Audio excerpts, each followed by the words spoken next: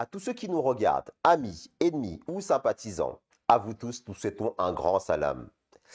Dans la toile, et sur YouTube en particulier, nombre de personnes se présentent pour parler d'islam. Ceux qui ont l'occasion de parler de cette belle et noble religion sont très chanceux, car Allah aime ceux qui non seulement se souviennent de lui, mais en plus encourage les gens à en faire de même. Mais en même temps que d'être une chance, c'est aussi une très grande responsabilité. C'est pourquoi il est important de toujours bien faire attention à ne pas rapporter des choses dont on n'est pas sûr, sous peine de tomber dans le mensonge, comme l'a dit l'envoyé d'Allah, Muhammad Mustafa, que la paix et les bénédictions de Dieu soient sur lui, sallallahu alayhi wa sallam, kafa bil mar'i kadiban an yuhadditha bi kulli ma sami'a. Traduction, il suffit de répéter tout ce que l'on entend pour que cela soit considéré comme un mensonge. Et c'est rapporté dans le recueil de hadiths célèbre, le Sahih Muslim.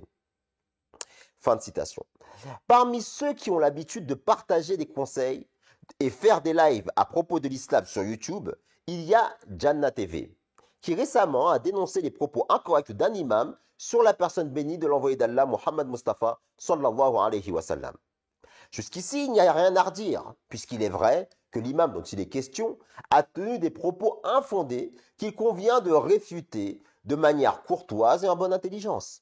Ce qui pose problème, par contre, c'est quand Jannah TV reprend à son compte des calomnies vieilles de plus d'un siècle à l'encontre de la communauté musulmane Ahmadiyya et de son saint fondateur, l'imam Mahdi, Hazrat Mirza Ghulam Ahmad alayhi salam, le dévoué et fidèle serviteur du saint prophète Muhammad sallallahu alayhi wa sallam.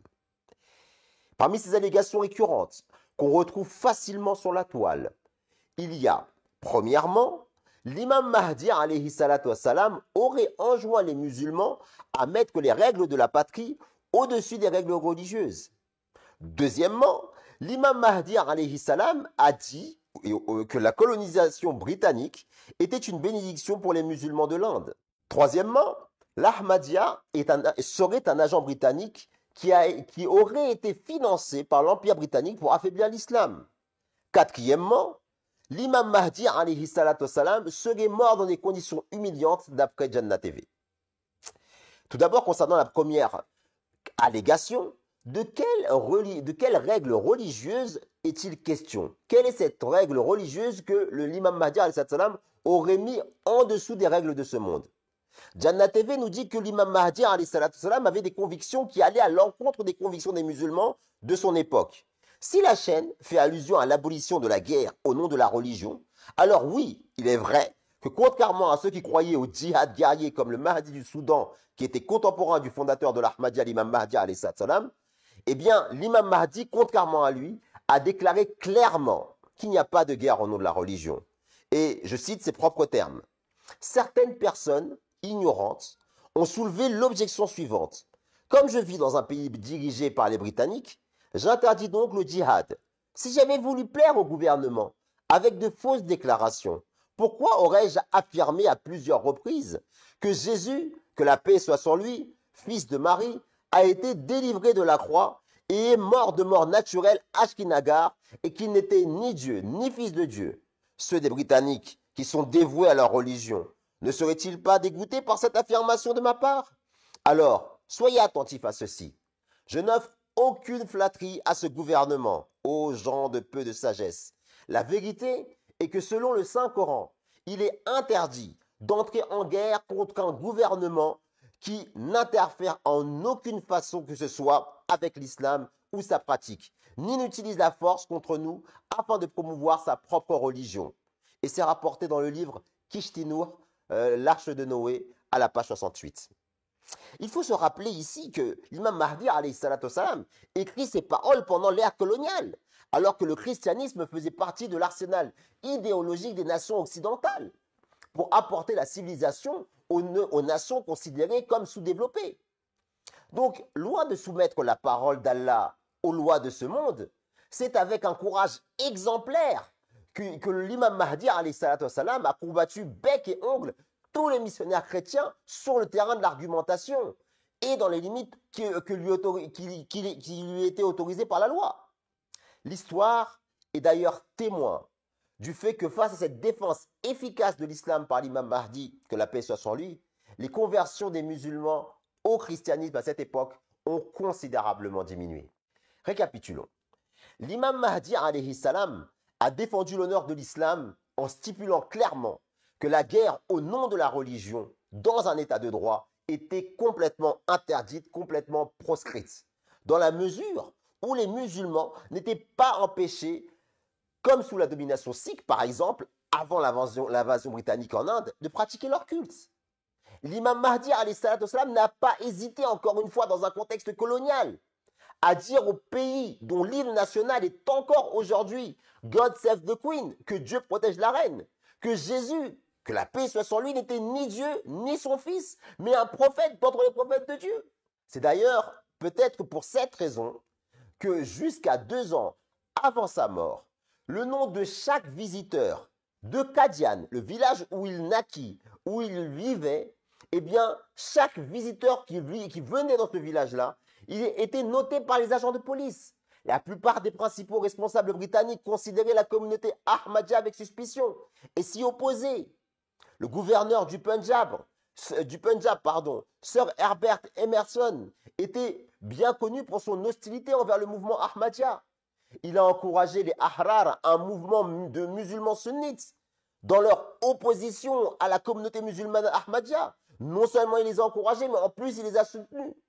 Tout cela montre-t-il que l'imam Mahdi alayhi salatu salam a mis les règles de la patrie au-delà des règles de la religion? N'avons-nous pas là plutôt un homme qui a utilisé tous les droits qu'il avait pour défendre la cause de l'islam et de son saint fondateur et démolir théologiquement la religion de l'envahisseur, au risque d'être interpellé et jeté en prison? C'est dans un tel contexte qu'il faut analyser les remerciements faits par l'imam Mahdi alayhi salatu salam aux autorités britanniques. Pendant plusieurs générations, les Sikhs avaient tourmenté les musulmans dans la région du Punjab, n'hésitant pas à transformer parfois les mosquées en granges à chevaux. Mais depuis la prise de l'Inde par l'Empire britannique, donc par la Grande-Bretagne, la liberté du culte avait été rétablie. Des mosquées même purent être réhabilitées et les débats contradictoires pouvaient être tenus, même s'ils allaient à l'encontre des intérêts du colon. Ainsi, les louanges de l'imam Mahdi alayhi salatu salam étaient fondées sur le véritable islam. L'imam Mahdi alayhi salatu salam a loué le gouvernement britannique parce que c'était un gouvernement juste. Il a loué parce que le Coran nous enseigne Al jaza'ul ihsan illa al ihsan. La récompense de la beauté n'est rien d'autre que la bonté elle-même.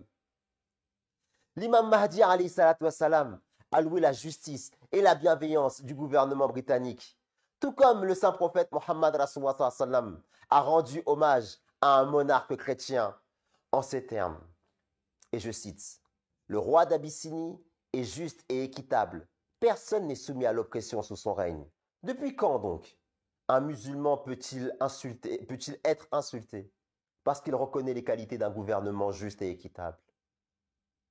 Indépendamment, par exemple, des polémiques récurrentes autour de l'islam qui sévissent en France, le gouvernement français, par exemple, ne devrait-il pas être loué pour nous permettre à nous, comme à vous, Jannah TV, de pratiquer notre culte islamique en toute liberté? Pour ce qui est de l'allégation du financement de la communauté musulmane Ahmadiyya par les Anglais, ceux qui nous insultent peuvent-ils citer un seul cas où le gouvernement britannique a conféré à l'imam Mahdi alayhi salatu salam un avantage matériel quelconque en échange de ses éloges? Il n'existe pas de tel cas. Il était un résident de Qadian et durant sa vie, aucune installation comme le télégraphe, le téléphone ou les chemins de fer n'a été fournie par le gouvernement britannique. Il a vécu en danger perpétuel à cause des écrits et des discours provocateurs qu'il faisait contre les divinités adverses qui avaient les premiers attaqué l'islam. Mais le gouvernement n'a jamais pris de mesures pour assurer sa sécurité, ni ne lui a apporté une quelconque aide financière. Il n'y avait ni police, ni unité militaire à Qadian. Il a été poursuivi à plusieurs reprises pour de fausses accusations, mais le gouvernement ne lui a montré aucune espèce de faveur. Serait-ce là, l'attitude d'un gouvernement envers un individu qui, comme on l'a prétendu, a été mis en place par le gouvernement britannique? et était son espion. Je vais même aller plus loin ici. Si cela était vrai, on devrait retrouver cette pratique de recevoir de l'argent des puissants dans la communauté musulmane ahmadiyya. Mais qu'est-ce qu'on voit dans la réalité? Ici en France, par exemple, lorsque la mairie de Saint-Prix nous a demandé de vendre une portion de terre, nous avons non seulement accepté, mais nous lui avons donné gracieusement. Nous n'avons retiré aucune espèce d'argent, aucune somme, parce que c'était dans l'intérêt du public. Au Canada, nous avons refusé un don gracieux de 1 million de dollars des autorités publiques pour nous aider dans la construction d'un complexe sportif. L'Ahmadiyya refuse toute subvention, qu'elle soit locale ou provenant d'un pays étranger. Trouvez-moi une organisation islamique de cette trempe. Enfin, concernant la soi-disant mort du Mahdi alayhi salatu salam dans des conditions honteuses, le fait est que l'imam Mahdi alayhi salam est décédé d'une noble mort dans son lit, alors qu'il était occupé à dire des mots de prière. « Oh Allah, mon bien-aimé Allah, oh Allah, mon bien-aimé Allah », telles furent ses dernières paroles.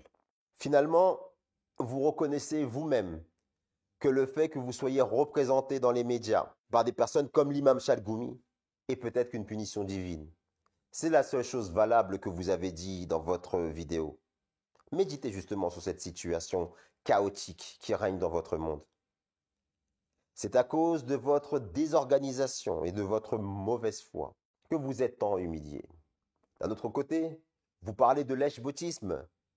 Mais qu'avez-vous fait et qu'avez-vous dit lorsque les pouvoirs publics ont allégué que l'islam était une religion en crise? Rien. Voici ce qu'a eu à dire notre imam, et il a tenu des propos contraires à celui qui vous représente. Il y a eu une déclaration ouverte, cela a été bien celle du président français. Il a dit que l'islam est une religion en crise. En réalité, c'est leur propre religion qui passe par une crise, dans l'hypothèse qu'ils ont une religion. D'ailleurs, ils n'ont aucune religion, ils ont oublié le christianisme. C'est celui-ci qui est en crise. L'islam, par la grâce d'Allah, est une religion vivante, une religion qui fleurit et qui fructifie. Et Dieu s'est pris la responsabilité de le protéger à toute époque. À notre époque, par l'entremise du Messie premier alayhi salam, le message de l'islam se propage dans les 4 coins du monde. Le fait est que les puissances ou les peuples anti-islamiques n'ont de tels agissements et de discours que parce qu'ils savent pertinemment bien que les musulmans sont désunis. Je voudrais toutefois saluer la déclaration faite par le Premier ministre du Canada. Il a fait une excellente déclaration en réaction à celle du président français, disant en somme que tout cela est erroné et que cela ne devait pas avoir lieu et qu'on doit respecter les sentiments des uns et des autres et démontrer une sensibilité quant aux leaders religieux. Si seulement les autres dirigeants du monde pouvaient réfléchir et méditer sur la pensée et le discours du Premier ministre canadien et qu'ils agissent dessus afin de maintenir la paix et la sécurité du monde. Le Premier ministre du Canada mérite notre appréciation et nous devons prier pour lui qu'Allah ouvre son cœur davantage. Je laisse le soin du public de juger qui dit la vérité. Wassalamu alaikum wa rahmatullahi ta'ala wa barakatuhu, et que la paix soit sur celui qui suit la direction.